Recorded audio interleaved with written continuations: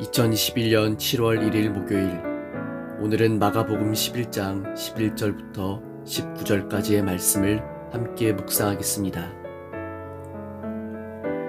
예수께서 예루살렘에 이르러 성전에 들어가사 모든 것을 둘러보시고 때가 이미 저물매 12 제자를 데리시고 베다니에 나가시니라.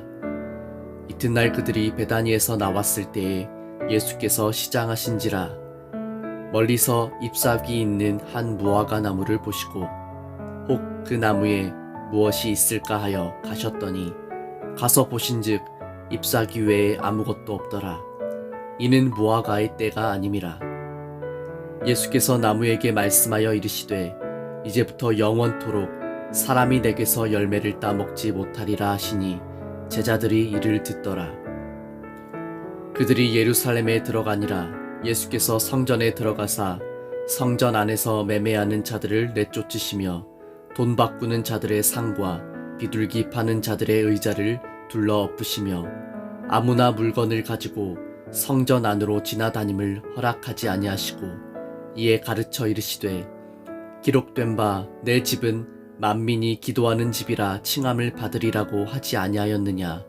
너희는 강도의 소굴을 만들었도다 하시매 대제사장들과 서기관들이 듣고 예수를 어떻게 죽일까 하고 꾀하니 이는 무리가 다 그의 교훈을 놀랍게 여김으로 그를 두려워함일러라. 그리고 날이 저물매 그들이 성 밖으로 나가더라.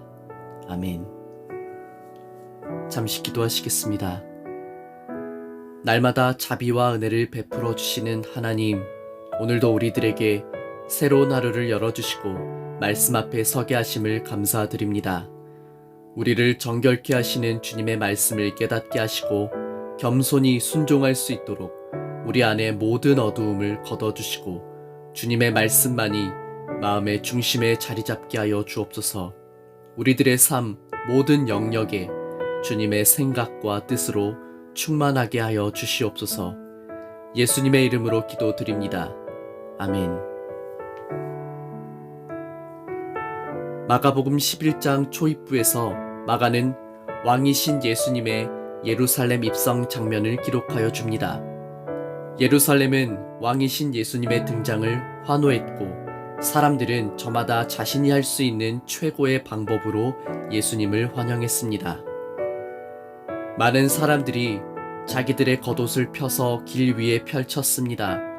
어떤 사람들은 들에서 꺾은 나뭇가지를 펼쳤습니다. 예수님 앞에서 걸어가던 사람들과 뒤에서 따라가던 사람들이 소리쳤습니다. 호산나, 주님의 이름으로 오시는 이가 복이 있다. 다가오는 우리 조상 다윗의 나라가 복이 있다. 가장 높은 곳에서 호산나. 그런데 예수님께서 예루살렘에 입성하실 때 주님은 왕과 가장 어울려 보이는 훌륭한 말을 타신 것이 아니라 작은 나귀를 타셨다고 마가는 기록합니다. 온 세상 가운데 가장 위대하신 왕이신 주님께서 작은 나귀라니, 이 조합은 굉장히 어색하고 어울리지 않는 것 같습니다. 그러나 예수님께서 이렇게 하신 것에는 다 이유가 있습니다. 시온에 따라 크게 기뻐할지어다. 예루살렘에 따라 즐거이 부를지어다. 보라, 내 왕이 내게 임하시나니 그는 공의로우시며 구원을 베푸시며 겸손하여서 나귀를 타시나니 나귀의 작은 것 곧 나귀 새끼니라.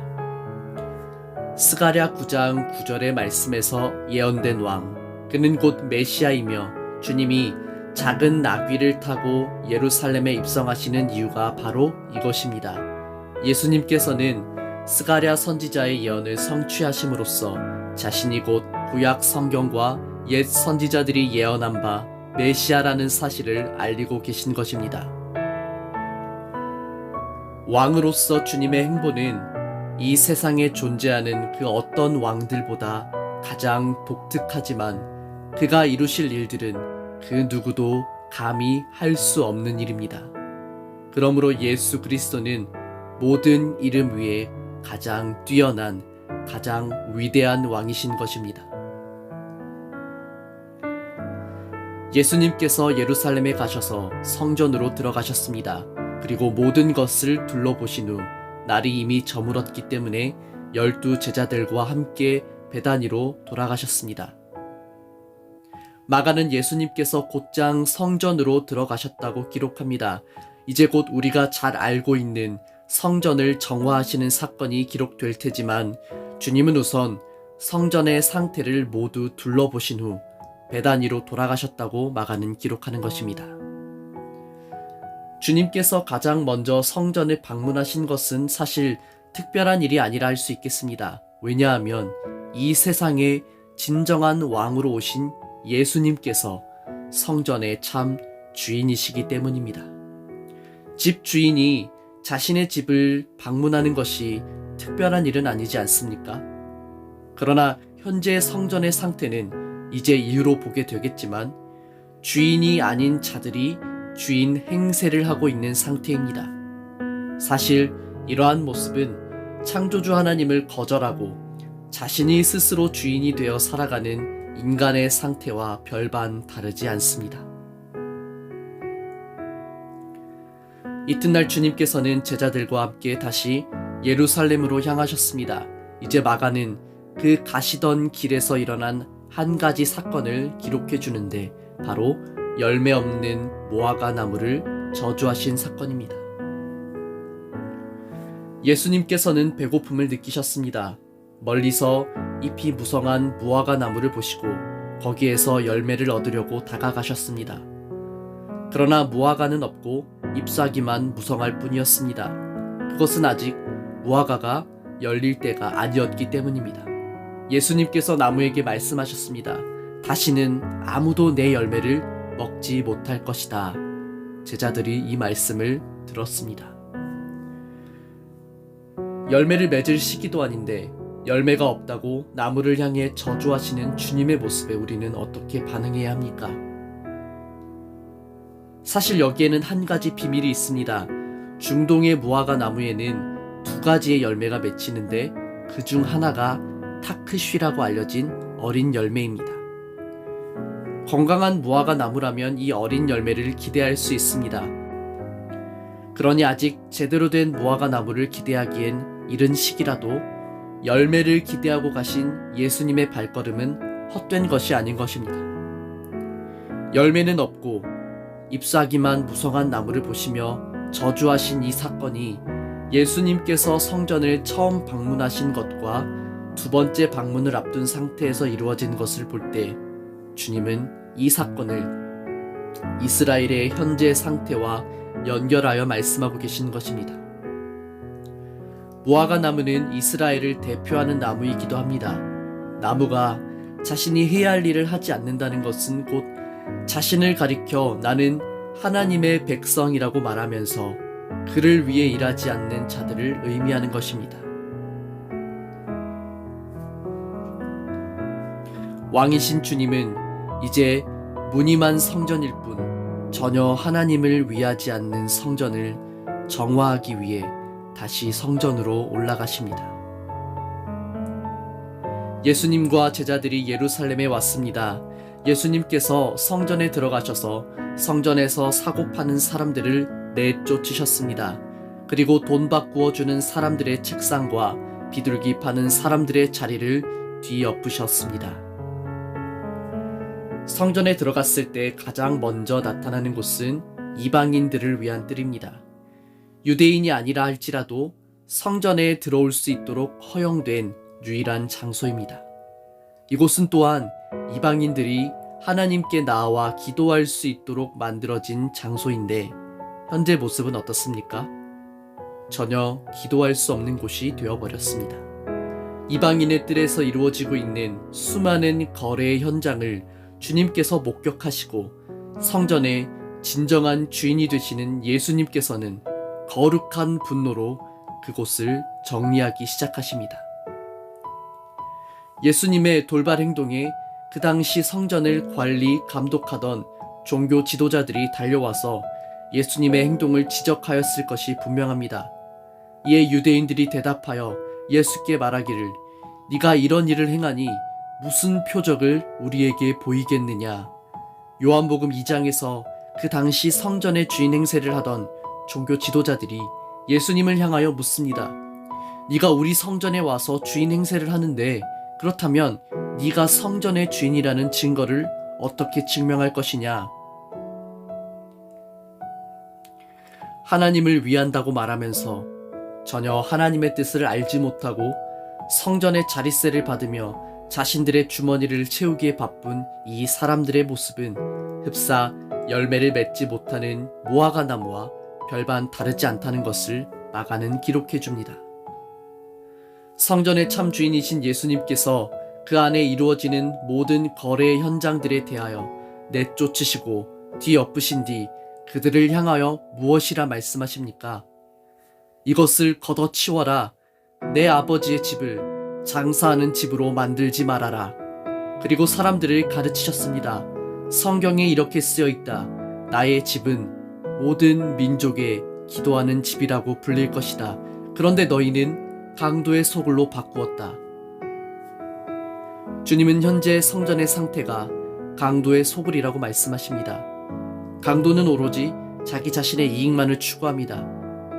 예수님은 이로써 하나님을 위한답시고 성전의 주인 행세를 하면서 사람들에게 온갖 존경을 받으면서 그 속은 새까맣게 타버린 성전에서 이루어지는 모든 적합하지 않은 일들을 보고도 묵인해 주었던 자들을 향해 진짜 하나님의 뜻이 무엇인지를 가르치신 것입니다. 고린도전서 6장 19절에서 사도 바울은 이렇게 말합니다. 너희 몸은 너희가 하나님께로부터 받은 바 너희 가운데 계신 성령의 전인 줄을 알지 못하느냐. 너희는 너희 자신의 것이 아니라. 성전은 오직 하나님을 위해 존재합니다. 우리의 몸이 성전이라는 것은 우리들의 삶이 오직 하나님을 위해 존재한다는 것을 의미하는 것입니다. 그렇기에 오늘 말씀 앞에서 우리들은 우리 스스로에게 이렇게 질문해야 합니다. 당신의 성전의 주인은 누구입니까? 그 당시 스스로 주인 행세를 하던 종교 지도자들은 예수님께서 성전의 참 주인으로서 그 안에서 이루어지는 모든 적합하지 않은 일들에 대하여 내쫓으시고 뒤엎으시자 어떻게 했습니까? 마가는 이렇게 기록합니다. 대제사장들과 율법학자들이 이 소식을 들었습니다. 그들은 예수님을 죽일 방법을 찾기 시작했습니다. 자신들의 잘못을 인정하고 회개하기는커녕 그들은 오히려 성전의 진정한 주인이신 예수님을 제거하기 위한 방법을 찾기 시작합니다. 여전히 성전의 주인 행세를 포기하지 못하고 자신들의 자리를 위협하는 참 주인을 없애고자 하는 그들의 모습을 보게 되는 것입니다. 오늘 말씀은 우리들에게 왕이신 주님의 말씀을 들어야 한다는 것을 알려주십니다. 성전의 진정한 주인이신 주님은 우리들의 삶의 참된 주인이십니다. 주님은 우리 안에서 일어나는 모든 어두움들을 내쫓으시고 뒤엎으시고 우리 삶의 중심에 거하시고자 하십니다. 어쩌면 오늘 우리도 하나님을 위한다고 말하면서 전혀 하나님과 무관한 나를 위한 삶을 살아가고 있을지도 모릅니다. 그저 종교적 의무로만 가득하고 그 나머지는 오직 나로 가득한 삶에 대하여 주님이 오늘 그러한 나의 모든 의지와 계획들을 내쫓으시고 뒤엎으시고자 하신다면 오늘 여러분은 어떻게 하시겠습니까? 우리의 선택은 두 가지입니다. 하나는 종교 지도자들처럼 내 안에 나를 불편하게 만드는 예수님의 말씀을 제거하거나 아니면 왕이신 주님의 말씀에 순복하고 순종하는 것입니다. 사랑하는 여러분, 왕이신 주님의 말씀을 들어야 합니다. 우리 모두가 예수 그리스도가 나의 삶의 진정한 주인이라는 사실을 인정하고 고백하고 있다면 더욱 그리 해야 합니다. 우리들의 삶을 정결케 하실 주님의 음성을 듣고 순종해야 비로소 우리들의 삶이 참으로 하나님을 위한 방향으로 나아가게 되는 것입니다. 예수님을 여러분의 삶의 구석으로 몰아내지 마십시오. 주님이 나의 삶의 주인이심을 고백한다면 그분을 오직 나의 삶의 중심에 모시고 하나님을 위하지 않는 모든 나의 욕망과 생각들을 제거해야 합니다. 오늘 이 말씀을 묵상하는 우리 모두가 하나님이 거하실 거룩한 성전으로서 성전의 주인 되신 주님을 우리 마음의 중심에 모시고 오직 그분의 말씀을 따라 우리 삶을 정결케 하고 하나님을 위한 삶을 살아가는 데 집중하는 자들이 되기를 우리 주 예수님의 이름으로 간절히 축복합니다.